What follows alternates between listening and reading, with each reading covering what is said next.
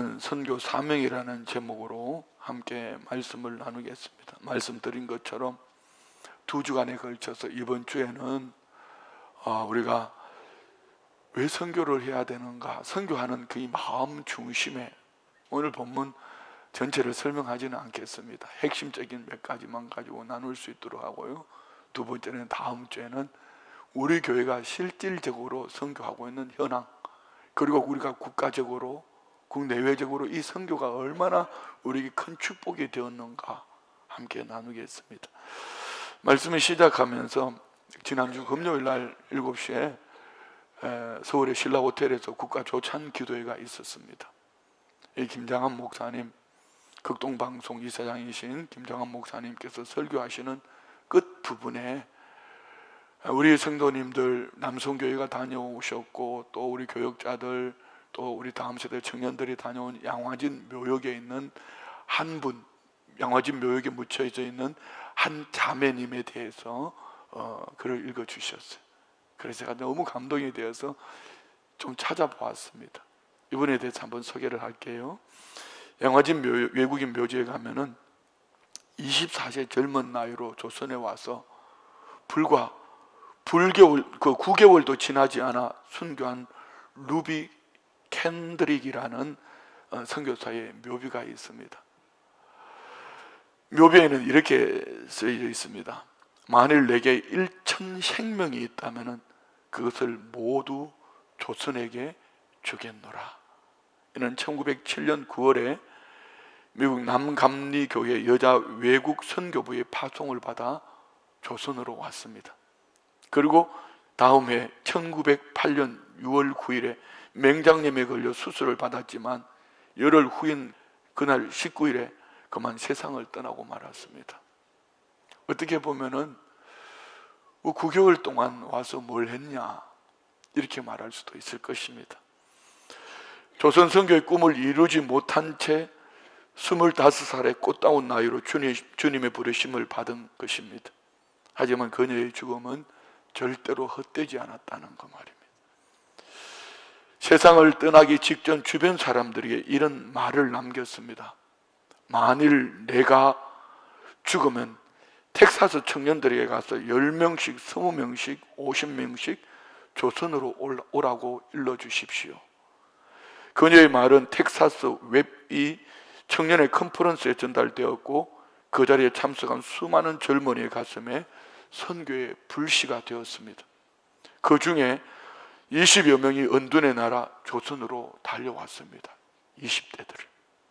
그리고 텍사스 웹잇 청년회는 해마다 헌금을 모아서 조선에 사역하던 선교사들의 사례비를 지원했고, 오늘날 세계가 주목하는 한국의 기적은 결코 우연이 아니라 이들이 뿌려놓은 선교의 씨앗으로 아름다운 열매를 맺고 있습니다. 믿음의 선배들의 헌신과 순교의 터 위에 세워진 것입니다. 이제는 우리 차례입니다.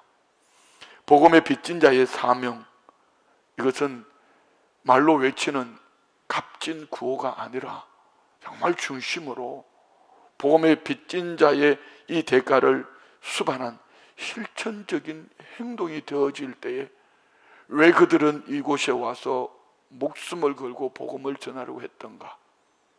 우리는 이 복음의 빚진 자로서 나는 지금 구원 얻은 하나님의 사람으로 어떤 가치관을 가지고 살고 있는가? 오늘 루비 캔드릭 선교사의 마지막 편지를 한번 읽어드리겠습니다. 김장한 목사님이 읽어주셨던 내용입니다.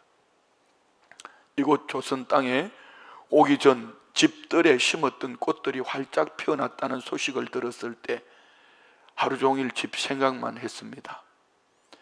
욕심쟁이 수지가 그 씨앗을 받아 동네 사람에게 나누어 주다니 너무나 대견스럽군요. 아버지, 어머니, 이곳 조선 땅은 참으로 아름다운 곳입니다. 모두들 하나님을 닮은 사람들 같습니다. 선한 마음과 복음에 대한 열정을 보아 아마 몇십 년이 지나면 이곳은 예수님의 사랑이 넘치는 곳이 될 것 같습니다. 저는 복음을 듣기 위해 20km를 맨발로 걸어오는 어린 아이들을 보았을 때 그들 안에 있는 하나님의 사랑 때문에 오히려 위로를 받습니다. 그러나 한편에서는 탄압이 점점 심해지고 있습니다. 그저께는 예수님을 영접한 지 일주일도 안 된 서너 명이 끌려가 순교했고, 토마스 선교사와 제임스 선교사도 순교했습니다. 선교 본부에서는 철수하라는 지시가 있었지만 대부분의 선교사들은 그들이 전도한 조선인들과 아직도 숨어서 예배를 드리고 있습니다. 그들은 모두가 순교를 할 작정인가 봅니다. 오늘 밤은 유난히도 고향으로 돌아가고 싶습니다. 외국인을 죽이고 기독교를 증오한다는 소문 때문에 부두에서 저를 끝까지 말리셨던 어머니의 얼굴이 자꾸 제 눈앞에 어른거립니다. 아버지, 어머니, 어쩌면 이 편지가 마지막일 수도 있습니다. 제가 이곳에 오기 전 뒷뜰에 심었던 한 알의 씨앗이 이제 내년이면 온 동네가 꽃으로 가득하겠지요.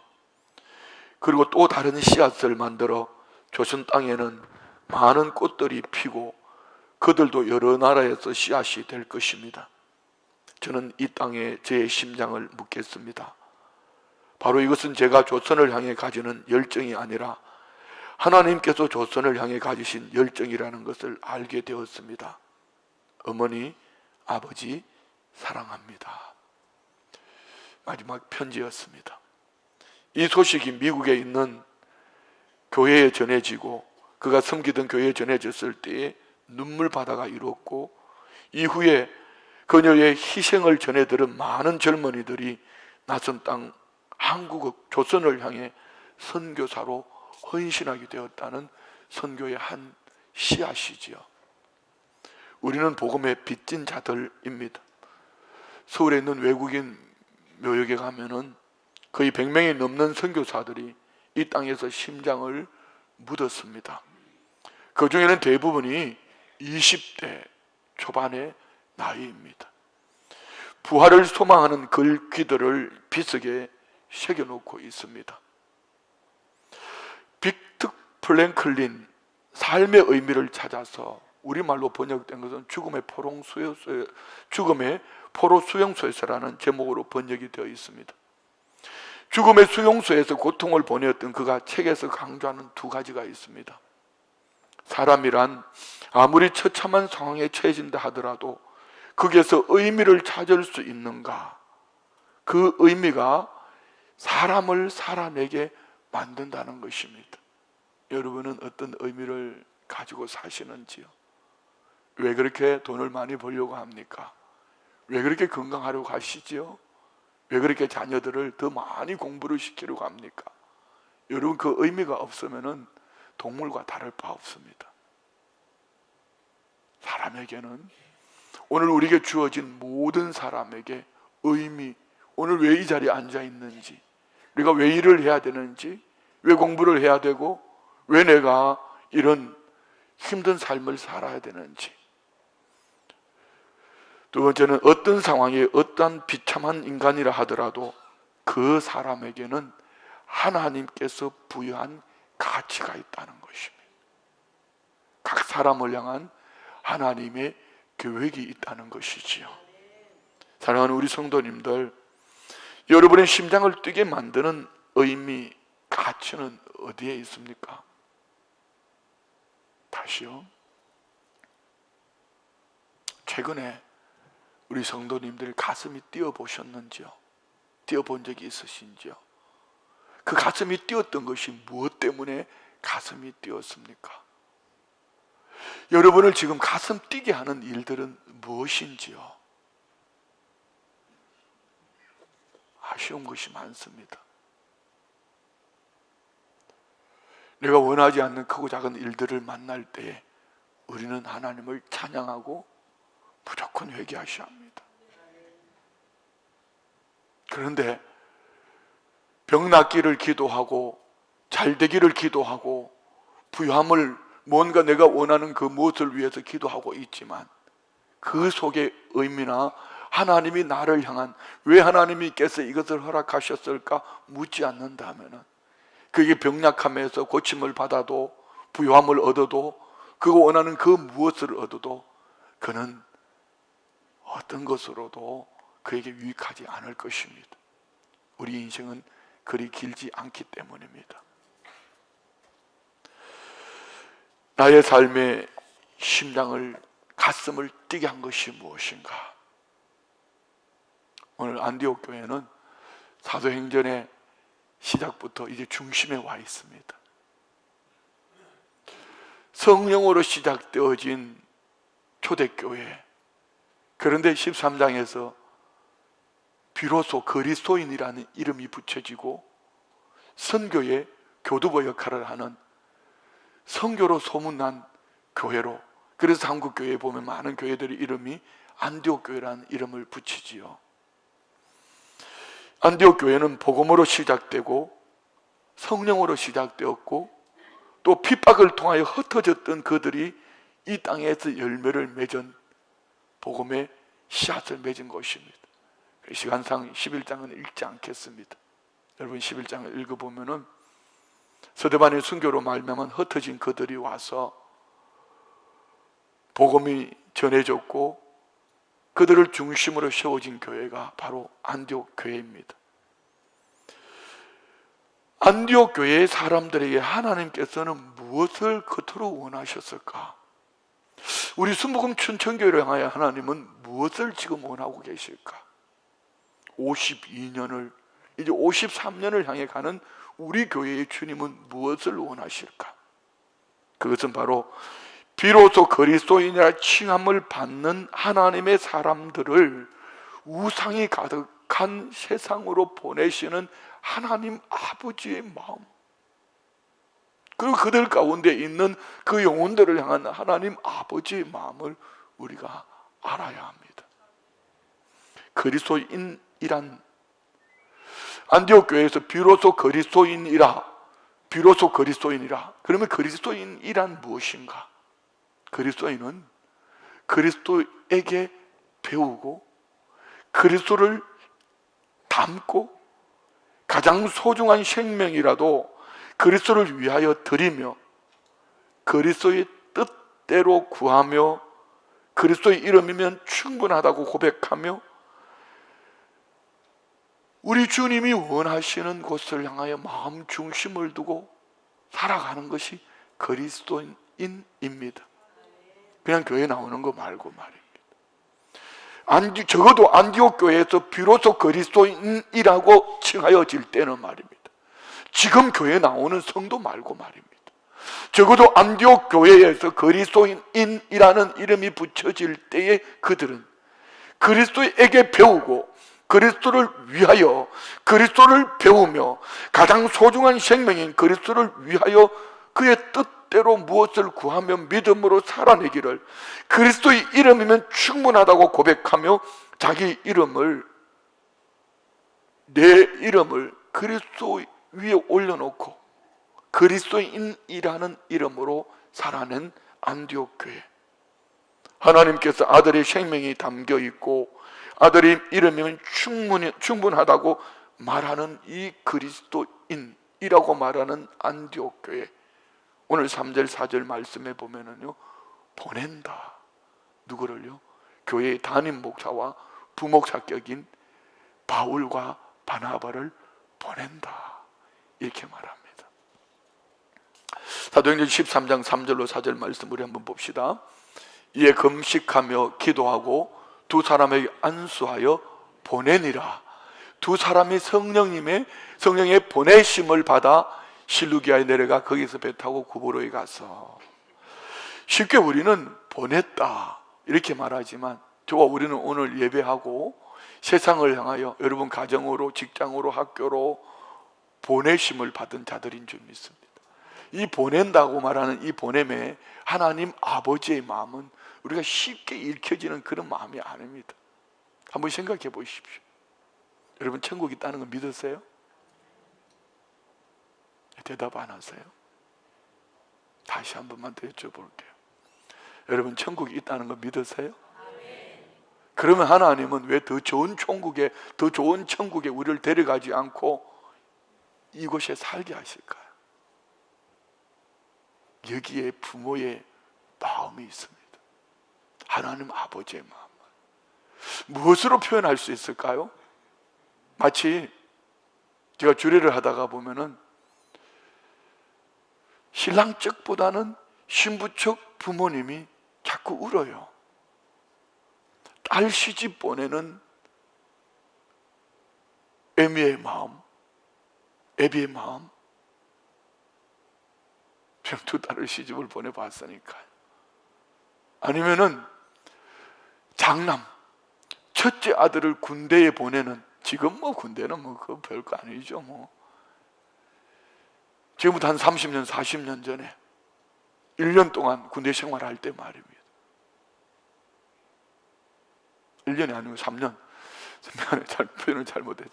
3년 동안 군대 생활을 할 때에, 군대에 보낼 때에 둘째 말고 첫째 장남 보낼 때의 부모의 마음은요, 밥 한 그릇 제대로 못 먹습니다. 보내놓고 따뜻한 방에, 겨울이 오면 따뜻한 방에 자려고 하면은 자식 생각 때문에 새우처럼 움츠리고 잡니다. 왜요? 자식을 군에 보낸 부모의 마음이거든. 곧 여기서 보낸다라고 말하는 이 말씀의 어원은요, 하나님 아버지의 마음이 그런 마음이에요. 오늘 우리를 이 땅에서, 오늘 이곳에 예배하고 천국으로 바로 데려가지 않고 다시 죄악이 가득한 세상 속으로 보낼 때 아버지의 마음은 딸 시집 보내듯이, 아들을 군에 보내듯이 그 마음에 큰 아픔을 짊어지고 어쩔 수 없어서 보내지만, 여기에는 하나님의 기대가 있고 하나님 아버지의 마음에 소원이 있습니다. 오늘 본문에 나오는 보내심을 받은 바울과 바나바, 이 두 사람은 어떤 사람입니까? 바울은 이전에 사울이라는 이름으로 사도행전 9장에 보면 다메섹 도상에서 예수 그리스도를 믿는 믿음의 사람을 잡아 옥에 가두기 위해서 대제사장의 공문을 받아 가다가 강한 빛 가운데 주님을 만나고, 그때 나이가 불과 AD 48년 29살 정도 때였습니다. 그 주님을 만나고 10여 년 아라비아에서, 그리고 또 다소로, 그리고 지금 안디옥 교회에 와서 바나바와 함께 섬기며 약 10년의 세월이 지났습니다. 마치 부모의 품속에서 잘 성장하고 성숙되어져 있는 이 바울, 안디옥 교회는 힘있게 부흥하고 있는 담임 목사. 그런데 하나님은 그를 보냅니다. 그와 함께 동역하는 바나바는 어떤 사람이지요? 30세쯤 되었을 때에 예루살렘의 절기를 지키러 올라왔다가 사도들이 전하는 복음을 듣고 예수 그리스도를 만났습니다. 오순절에 회심하고 고향 구부로로 돌아가지 않고 13년이라는 긴 세월을 가까운 사도들과 함께 있으면서 주님의 은혜로 아름답게 성장하고 성숙한 이 바나바에 대해서는 4장에도 9장에 11장에도 이 바나바를 보면은요, 참 본이 되는 분입니다. 그래서 홍천에 있을 때는 구역장이라 하지 않고 교회에 섬기는 모든 리더십을 바나바라는 이름을 붙여줬습니다. 여러분, 우리 모두가 바나바가 되기를 원합니다. 그런데 이 바나바, 그럼에도 불구하고 주님은 이런 주님의 품 안에서 아름답게 성장하고 성숙한 안디옥 교회의 담임 목사와 부목사 격인 바울과 바나바를 보낸다. 여러분 마음은 어떠세요? 이 보낸다는 말 속에는 하나님의 마음의 깊은 고통이 담겨 있고 하나님의 설레임, 내가 이들을 보낼 때에 너희들이 당할 일들을 다 알아. 그렇지만 너희들이 가는 곳에 내가 너희를 과와 같이 버려두지 아니하고 함께한다. 우리 주님 부활승천하시면서 말씀하셨던 것처럼 세상 끝날까지 너희와 항상 함께 있으리라. 왜 그렇게 주님은 이들을 보내셔야 했는가? 보냄을 받은 자는 무엇을 하는 사람인가? 첫 번째로, 보내심을 받은 곳은 치열한 영적 전쟁이 있는 곳입니다. 다시 말하면요, 선교사님들이 나아간 선교 현장은 치열한 영적 전투가 이루어지는 것이고요, 여러분, 우리가 나아가는 우리 삶의 현장, 우리 모두는 선교사로 보내심을 받은 줄 믿습니다. 넉넉하지 않습니다. 여기는 엄청난 영적 전쟁이 치러지는데, 목적은요, 그냥 영적 전쟁하지 않고 복음을 전하지 않고 믿음으로 살려고 하지 않으면 영적 전쟁 치를 거 없습니다. 복음을 전하려고 선교의 사명을 감당하려고 하다가 보니까 눈에 보이는 한 영혼을 향한 주님의 마음을 주셔서 가까이 나아가려고 할 때 그 영혼을 만나기 전에 먼저 대적 원수 마귀 사탄이 그것을 가로막고 있는 환경, 사람, 그 무엇이 있더라는 것입니다. 한번 봅시다. 6절부터 10절까지 읽읍시다. 온 섬 가운데로 지나서 바보에 이르러 바예수라 하는 유대인 거짓 선지자인 마수사를 만나니 그가 총독 서기오 바울과 함께 있으니 서기오 바울은 지혜 있는 사람이라 바나바와 사울을 불러 하나님의 말씀을 듣고자 하더라. 이 마술사 엘루마는 이 이름을 번역하면 마술사라. 그들을 대적하여 총독으로 뭘 하지 못하게 한다? 믿지 못하게 힘쓰니. 누가 그랬다고요? 그 사람이. 그러나 그 속에는 뭐가 있죠? 영적 배후에 마귀 사탄이 믿지 못하도록 가로막고 있더라. 바울이라고 하는 사울이 성령에 충만하여 그를 주목하고 이르되 모든 거짓과 악행이 가득한 자요 마귀의 자식이요 모든 의의 원수요 주의 바른 길을 굽게 하기를 그치지 아니하겠느냐. 자, 여러분, 이 말씀을 읽어보면 벌써 이 말씀이 나와 있지 않습니까? 하나님께서 바울 사도를 통하여서 보내심을 받은 그곳에서 총독 서기오 바울, 그를 예수 믿게 하려고 마음을 주셨는데 이미 그에게 나가기 전에 가로막고 있는 한 실체가 있으니, 눈으로 보이는 실체는 사람이지만 박수 엘루마이지만 영적 실체는 복음을 가로막고 있는 하나님을 믿지 못하게 하는 영적인 다른 존재가 있더라는 것입니다. 오늘 우리 모두도 마찬가지입니다. 여러분 가정 복음화, 여러분이 남편을 내가 알고 있는 내 남편으로, 아내로, 부모로, 형제로, 자녀로, 내 친구로, 주변 이웃들로 그 사람으로만 만나지면은 우리는 절대로 그들에게 복음을 전할 수 없습니다. 그 안에 일어나고 있는 영적 전쟁, 내가 이에게 복음을 전하려고 할 때에 복음을 듣지 못하도록 가로막는 귀, 복음을 듣지 못하도록 주변에 사람을 붙여서, 친구를 붙여서, 환경으로 여러 가지 붙여서 복음을 듣지 못하게 하는 그 배후에는 마귀 사탄, 그래서 오늘 뭐라고 말합니까? 모든 거짓과 악행이 가득한 자요 마귀의 자식이요 모든 의의 원수요 주의 바른 길을 굽게 하기를. 잘 들으셔야 돼요. 세상 속에는 이런 영적인 전쟁이 있다고 말합니다. 우리의 자녀들에게, 친족들에게, 친구들에게, 이웃들에게 복음을 전하려고 할 때에 그 가까이 머물러 있는 악한 영적인 존재가 있어서 복음을 듣지 못하도록, 복음으로 세우지 못하도록 가로막고 있다. 그러면 이 영적 존재와의 싸움에서 우리는 반드시 승리해야 될 줄 믿습니다. 세상이 왜 이렇게 악해집니까? 세상이 왜 이렇게 더러워지지요? 좋은 문화 속에, 좋은 시스템 속에 도덕적으로, 윤리적으로, 문화적으로 뭔가를 하려고 할 때에 도덕, 윤리, 문화 그 배후에 서서 악한 원수 마귀 사탄은 복음을 가로막고 있습니다. 김천에 가면 김천대학교라고 있습니다. 기독교 정신으로 세워진 대학교지요. 그런데 교회가 힘을 잃어가니 이 대학을 운영할 수가 없습니다. 후원이 줄어듭니다. 결국은 대학을 운영하지 못하고 팔아 넘겼는데 구원파 박옥수가 샀습니다. 그게 새롭게 올해 신학생을 신설해서, 신학과를 신설해서 20명의 신학생을 모집했습니다. 여러분, 숫자 20명이 우리가 바라보는 그 20명이 아닙니다. 그 대학교에서 매번 예배를 드릴 것입니다. 교목을 세웠습니다. 이단입니다. 이사장이 박옥수입니다. 이단입니다. 신학생들이 그곳에서 훈련받고 이제 나아가서 또 이단들을 퍼뜨릴 겁니다.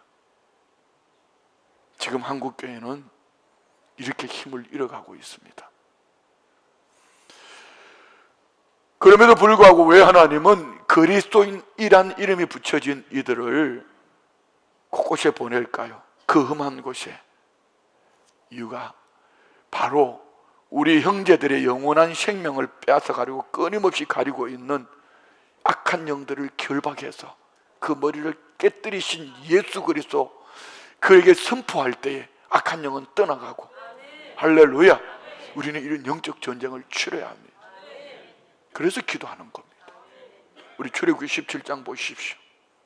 가나안 땅을 향해 가는 이스라엘 백성들에게서 르비딤이라는 곳에 이르렀을 때에 아말렉이 쳐들어옵니다. 이 아말렉과의 싸움은 모세와 아론과 훌이 산꼭대기로 가고 여호수아가 그 백성들을 전쟁터에 내보내서 싸우지만 그 전쟁의 승리는 모세가 손을 들면 이스라엘이 이기고 모세가 손을 내면 아말렉이 이깁니다. 모세가 피곤하여 한국교회가 피곤하여 손을 내리고 있습니다. 한국교회가, 순복음 춘천교회 성도가 그 좋은 돈 때문에, 그 좋은 사람 때문에, 그 좋은 여행 때문에 기도의 팔을 내리고 있으니 여러분의 가정에 있는, 여러분 주변에 있는 구원 얻어야 될 그 백성들이 마귀에게 잠식을 당하고 있습니다. 그러나 순복음 춘천교회 성도들이 날마다 기도의 손을 모세와 같이 들고 있으니, 피곤하게 내려오지 못하도록 누군가 아론과 훌처럼 바치고 있으니, 여호수아의 칼날이 번뜩거려서 아말렉을 쳐서 무너뜨리니 여호와 니시라는 이름을 붙여주시더라. 이처럼 순복음 춘천교회 성도들이 삶의 현장에서 이런 영적 전투에 앞서서 모여서 이렇게 예배하고 모여서 기도하니 주변에 있는 내 사랑하는 가족들, 친구들, 이웃들에게 복음을 전하려고 할 때에 가로막고 있는 악한 영은 한 길로 왔다 일곱 길로 떠나가고 그들 안에 복음이 들려지고 그들에게 주님이 그토록 원하셨던 복음으로 세워지더라. 오늘 우리 안에 이 축복이 있는 줄 믿습니다. 두 번째는 보내심을 받는 자는 자기 자신과의 싸움에 이겨야 합니다. 최근에 우리 교우들 안에서 보는 것입니다. 여러분 예수님 믿으십니까? 여러분 자신과의 싸움에서 지면은 아무리 교회를 오래 다녔어도요, 중직이어도요, 참으로 귀한 일을 맡고 있어도요, 여러분 절대로 선교적인 사명을 감당할 수 없습니다. 본문 13절 말씀 봅시다. 바울과 및 동행하는 사람들이 바보에서 배 타고 밤빌리아에 있는 버가에 이르니 요한은, 이게 마가 요한입니다. 마가 요한은 그들에게서 떠나 예루살렘으로 돌아가니라. 이 마가 요한을 5절 말씀에는 이렇게 소개하지요. 끝에 봅시다. 요한을 수행원으로 두었더라. 바울과 바나바가 복음을 전하러 갈 때에 이 마가 요한을 동력자로 세워주셨다는 겁니다.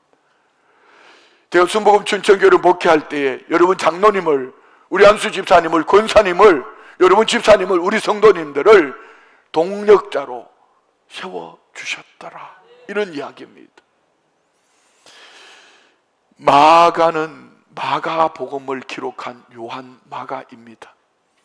바울과 동행하는 사람들로 바보에서 배 타고 밤빌리아에 있는 버가라는 곳에 갑니다. 그때 마가 요한은 다시 나 예루살렘으로 돌아갈 거야 하고 돌아가 버렸어요. 왜 그랬을까요? 보내심을 받는 것은 절대로 낭만적인 것이 아닙니다. 여러분 아무것도 안 하면 아무 일도 일어나지 않습니다. 장로님들이 힘들어하는 얘기를 제가 들었습니다. 우리 권사님들이 힘들어하는 얘기를 제가 들었습니다. 장로님으로서 아무 일도 안 하면 힘든 일 안 생깁니다. 권사님으로서 힘든 일, 내가 아무것도 안 하면은, 안수 집사님 아무것도 안 하면은 절대로 교회 와서 부딪힐 일 없습니다. 제가 지난주 주차장 얘기했지 않습니까? 그 쉽게 한 얘기 아닙니다. 정말 목사님 주차장에서 봉사하다가 보면은요, 세상 사람보다 못할 것 같은 사람들이 너무 많아요. 이게 정치판에 있잖아요. 정확하게 제가 기억이 안 납니다만 정치인들, 국회의원들 중에 그리스도인이 전에 70%라 했다가 40%라 했다가 나중에 만나놓고 보면은 장로님, 안수 집사님, 권사님, 집사님, 그런데 그 속에 들어가면은 우리나라 얘기하잖아요. 지금 뭔 얘기합니까? 다 잘 되는데 정치판만 개판이라고. 정치인들만 정신 차리면 된다고. 그분들이 누굽니까? 예수 믿는 사람들입니다. 결혼과 결혼 생활은 다릅니다. 결혼은 낭만적일 수도 있습니다. 결혼은 기쁨이고 즐거움이고 설렘일 수도 있습니다. 결혼 생활의 현실은 너무나 다릅니다. 이처럼 말입니다. 부르심을 받고 하나님과 함께 그 은혜 속에 젖어 있을 때 이 설레임, 행복, 이는 여러분 그 기쁨이 있으신지요? 그렇지만 삶의 현장으로 선교사로 보내지는 그곳은 결혼 생활은 녹록지 않습니다. 여기서 끊임없이 자기 자신과 싸움에서 승리하지 못하면 깨지는 겁니다. 돌아서는 겁니다. 여러분은 어떠십니까? 왜 마가는 돌아갔지요? 여러 가지로 마가는 아주 부유한 생활을 했던 사람입니다. 120명의 문도가 모여서 함께 기도할 수 있던 그런 다락방이 있는 넓은 집에 사는, 지금 시대로 말하면 금수저입니다. 어릴 때부터 말입니다. 이 젊은 사람이 선교여행을 떠나서 바울과 바나바와 함께 이 길을 가는 여정은 쉽지 않았을 것입니다. 얼마나 돌아가고 싶겠습니까? 부모에 대한 그리움, 고향에 대한 넓은 집, 따뜻한 방, 부모가 지어주는 좋은 음식들, 얼마나 그리움이 있겠습니까? 살다 보면 보냄을 받은 그곳에 가 있으면 늘 좋은 일만 있는 것이 아니라 오히려 더 힘든 일이 많다는 것입니다. 그래서 다시 돌아가고 싶은 생각이 엄청나게 많이 들 수 있습니다. 내가 왜 꼭 이렇게 살아야 돼? 내가 왜 이 중직이라는 걸 맡아가지고, 내가 왜 장로, 권사, 안수집사랑 이런 걸 맡아가지고, 차라리 맞지 않았으면 왜 이걸 내가 맡아가지고 이 생고생을 해야 돼? 아니 목사 말 맞다나 아무 일도 안 하면 아무 일도 안 일어나는데 왜 내가 주차장에 서서 이런 잡욕을 먹으면서 말이야? 내가 왜 일을 해야 돼? 여러분 오늘도 앞줄은 비어있네요. 어떻게 안내하니까 여러분 안내한 대로 따라주셨습니까? 고집들이 세요. 똥고집이에요. 그냥 앞으로 좀 앉으라면 앞으로 앉으면 얼마나 좋겠습니까? 이 앞으로 내밀면 손을 탈치면 제가 보입니다. 어떤 분은요 막 화를 냅니다. 안으로 좀 들어가 앉으라 그러면은요 막 화를 냅니다. 미안해요 여러분. 이 얘기가 남의 얘기가 아니고 우리 이야기이기 때문에 듣기 싫어도 들으셔야 합니다. 한번 잘 생각해 보십시오. 왜 굳이 내가 예수를 믿으면서 이런 소리를 들으면서 신앙생활을 해야 되냐고. 내가 왜 굳이 이렇게 고통스럽게, 그래서 보따리 사보고 또 다른 데 옮겨보기도 하지만 보따리 산다고 그곳에서 쉬운 것은 아닙니다. 여러분 예수를 믿는다면 적어도 결혼이 아니라 결혼 생활을 하셔야 합니다. 예수를 믿는다면 삶의 현장은 녹록지 않습니다. 그러면은 우리는 자기 자신과의 싸움에서 절대로 스스로가 포기하면 안 됩니다. 한번 잘 돌아보십시오. 우리 교회 안에서 저는 담임 목사이니까 이렇게 말하시겠습니까? 저는 보따리 사고 싶지 않겠습니까? 저는 목회 오래 하고 싶겠습니까? 능력도 안 되는데, 여러분보다 수준이 떨어진 일이 더 많은데, 여기 우리 중직에 맡고 계시는 그분이 반드시 웃으면서 여러분을 맞이하니까 그분들은 쉬워서 그 일을 하는 것 같습니까? 그렇지 않습니다. 이렇게 모두 쉽지 않습니다. 그런데 왜 이를 악물고 그 자리를 지키는지 아십니까? 왜 이를 악물고 그 자리를 지키는지 바울 사도가 잘 말해줍니다. 고린도전서 9장 24절부터 27절 말씀 봅시다. 운동장에서 다름질하는 자들이 다 달릴지라도 오직 상을 받는 사람은 한 사람인 줄을 너희가 알지 못하느냐? 너희도 상을 받도록 유학할지. 상 받는 자가 되라는 것입니다. 우리 인생이 이걸로 끝나는 것이 아니라 죽음 건너편에 가면은 분명히 하나님이 심판하시는데 그때에 상 받을 날이 있다는 것입니다. 왜 자녀들이 공부하라고 합니까? 왜 여러분 저축하지요?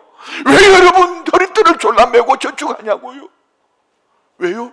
그리고 그 다음을 위해서 아닙니까? 25절 말씀 보세요. 이 길을 다투는 자마다 모든 일에 절제하나니 자기 자신과 싸워야 된다는 겁니다. 그들은 썩을 승리자의 관을 얻고자 하되 우리는 썩지 아니할 것을. 무슨 얘기입니까? 경주하는 자들이 상 얻기 위해서 자기 자신을 절제하고 달리는데 그도 언젠가는 썩어질 면류관이지만 우리는 썩지 아니할 면류관을 위해서 자신을 절제하고 살아야 된다. 상 받을 것을 바라보면서 살아야 된다. 26절 봅시다. 그러므로 나는 다름질하기를 향방 없는 것 같이 아니하고 싸우기를 허공을 치는 것 같이 아니야. 나는 방향이 설정되어 있다. 영혼은 하나님 나라 끝자락에서 상 받을 것 방향이 설정되어 있다. 다 같이 읽읍시다. 내가 내 몸을 쳐 복종하면 내가 남에게 전파한 후에 자신이 도리어 버림을 당할까 두려워하며. 다시요 시작. 내가 내 몸을 쳐 복종하게 하면 내가 남에게 전파한 후에 자신이 도리어 버림을 당할까 두려워함이로다. 왜 여러분 왜 멈췄습니까? 왜 주저앉으셨어요? 다리 목사가 던지는 몇 마디 말 때문에요? 그 교우들이 던지는 몇 마디 말 때문에. 예, 좋습니다. 누구든지 그럴 수 있습니다. 얼마든지 그럴 수 있습니다. 그럼에도 우리는 이를 악물고 그 자리를 지켜야 되는 이유가 무엇이지요? 우리 죽음 끝자락에는 하나님이 상급이 예비되어져 있다. 믿으십니까? 여러분은 여러분의 직분의 그 자리를 지키고 계시는지요? 여러분의 신앙의 연조막답게 그 자리를 지키고 계시는지요? 이 얘기는 여러분에게 일하라는 얘기 아닙니다. 언젠가는 우리는 이 세상을 떠나갈 것입니다. 그때 이렇게 말하실래요? 교회 가니까 목사 설교가 듣기 싫어서, 그 일하다가 그 인간들 꼴 보기 싫어서 내가 예배도 안 가고 일도 안 하고 하나님은 믿다가 왔다고 이렇게 말하시겠습니까? 이는 한 달란트 받은 무익한 종이라고 주님으로부터 책망 얻을 것입니다. 오늘 이 본문의 말은 구원 얻지 못한다는 얘기가 아닙니다. 구원은 얻겠지만 그에게는 주님으로부터 받을 칭찬도 상급도 없다는 이야기입니다. 여러분은 무엇을 향해 달려가고 계시는지요? 내가 내 몸을 쳐 복종하면 자신이 도리어 버림을 당할까 두려워함이라.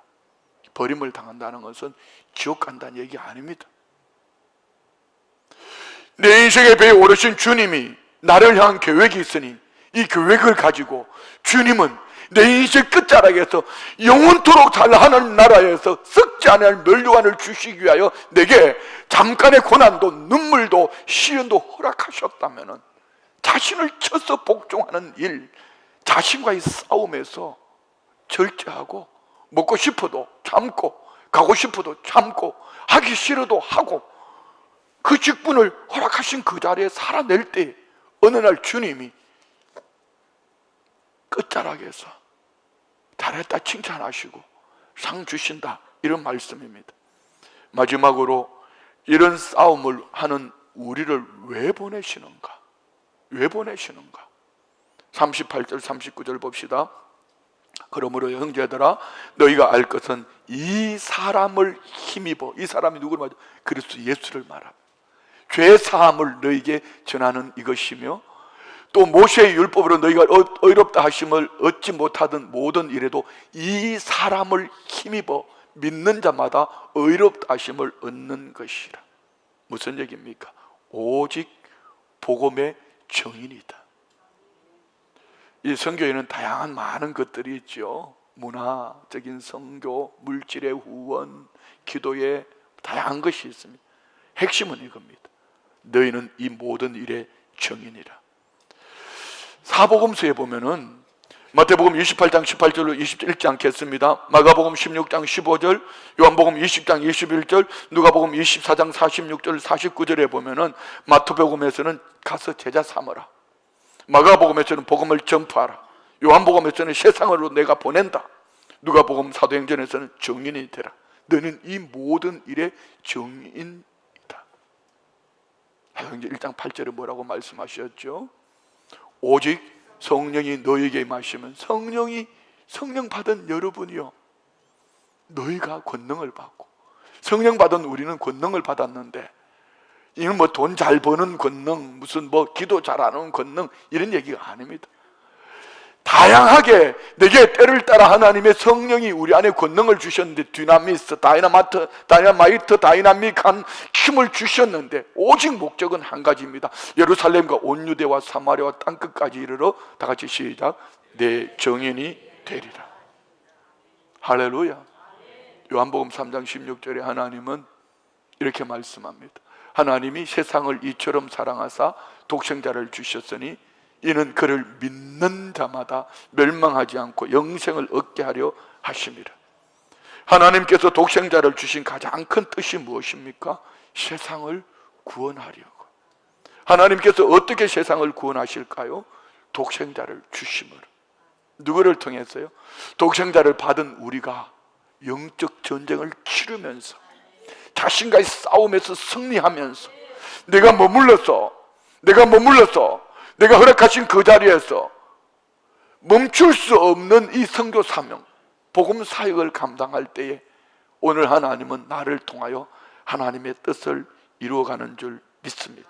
오직 예수 그리스도의 십자가와 부활입니다. 여기에 문화가 더해지고, 물질이 더해지고, 기도가 더해지고, 여기에 우리의 모든 삶의 행위가 더해지는 것입니다. 미국 상원의 채플 목사였던 리처드 헤르버슨 목사는 이렇게 말합니다. 교회는 그리스로 이동해서 철학이 되었고, 로마로 옮겨가서는 제도가 되었고, 유럽으로 가서 문화가 되었고, 미국으로 왔을 때 교회는 기업이 되었다. 한국 교회는 지금 어떨까? 한국 교회는 철학일까, 제도일까, 문화일까, 기업일까? 사도행전은 사역으로 시작했습니다. 선교 사역.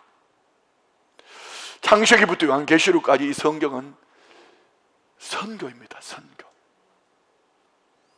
하나님이 빛으로 어두운 가운데 오신 것이 선교입니다. 아브라함을 갈대아에서 울루에서 불러내시고 가나안 땅으로 들여보내시는 것이 선교입니다. 우리를 세상에서 불러내시고 세상으로 보내는 것이 선교입니다. 말씀을 마칩니다.